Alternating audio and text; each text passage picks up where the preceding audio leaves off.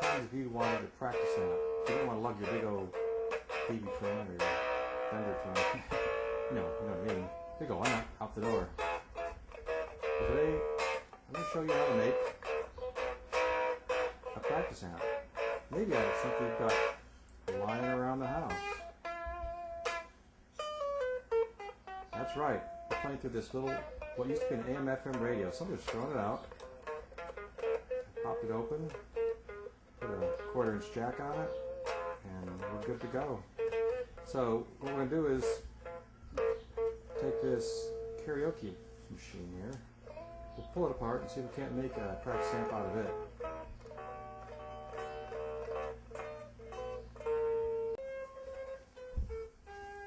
Alright, taking apart an old radio, tape recorder, whatever it might be, sometimes it can be tricky.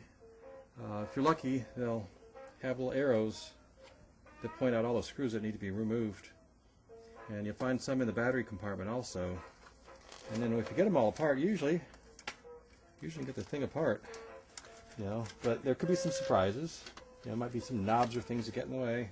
So you've got to really kind of like get in there and play with it and look at it. Like here, I've got this handle, it's hanging up, but it'll come right apart. So let's move on to the next step.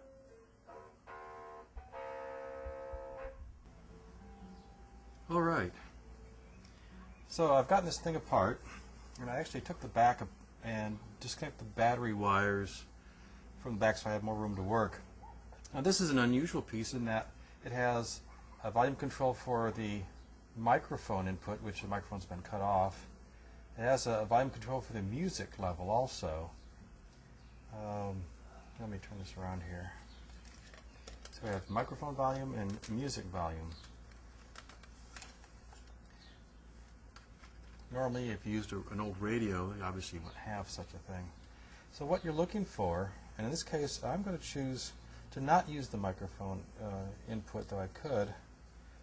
You don't want to use the microphone input because there's another stage of gain, and you'd overdrive it and distort it, most likely.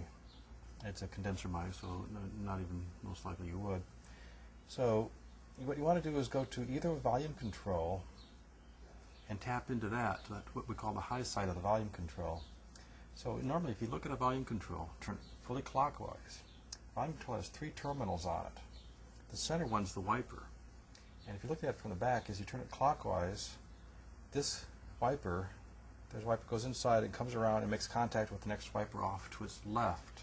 That's what you're looking to connect to. So you can either connect directly to, in this case, this volume control here. I can solder right to that. Or this actually has a cable that runs over here to the circuit board. So what you're looking for is the high side. In this case, this is the ground. You can tell it's the ground also because look at all these connections here that come together. All these little connections, lots of traces coming into one place. And if you trace it around here, this center one is the ground. If you have an ohmmeter, that's best.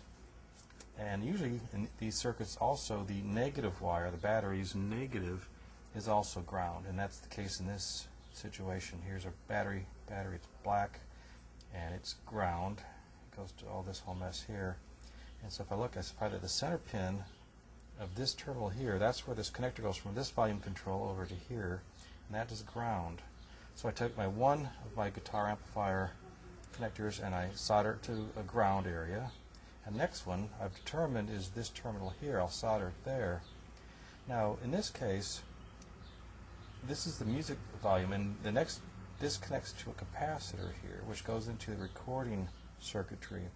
It's not necessary to take the capacitor out in this case because you're not going to turn the tape deck on and it's not an issue. However, in a radio, you're going to find that this capacitor will go to the circuitry, and you might want to actually take that capacitor out. That will mean that you cannot play the radio anymore. One thing you could do is obviously break that circuit, put a switch in, but you can also just try it with that and then tune to a radio station off station when you're using this for a guitar amplifier.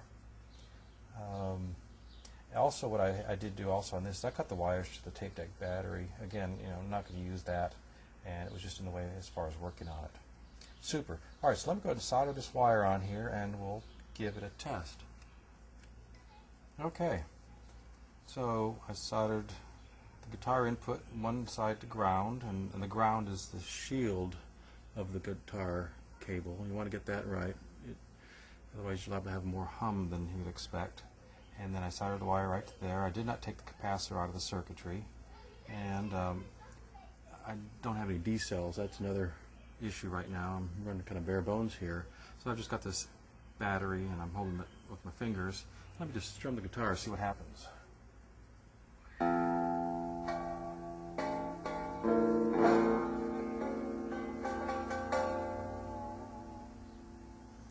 Well, maybe the guitar needs to be tuned, but it does work. Alright, let's button this thing up.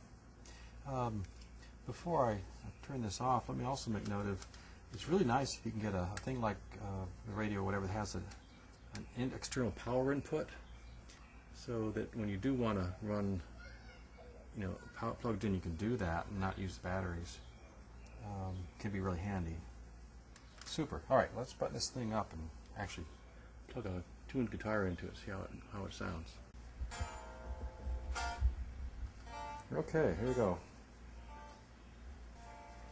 So I didn't button it up because I don't have batteries, and the only way I can power it up is this way. So let's just hold these little terminals on here, and if you'll play, we can at least demonstrate that the thing does work.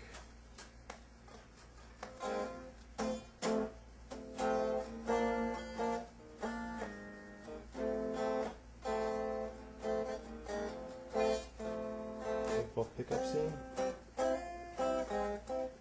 No, I mean bass. Oh,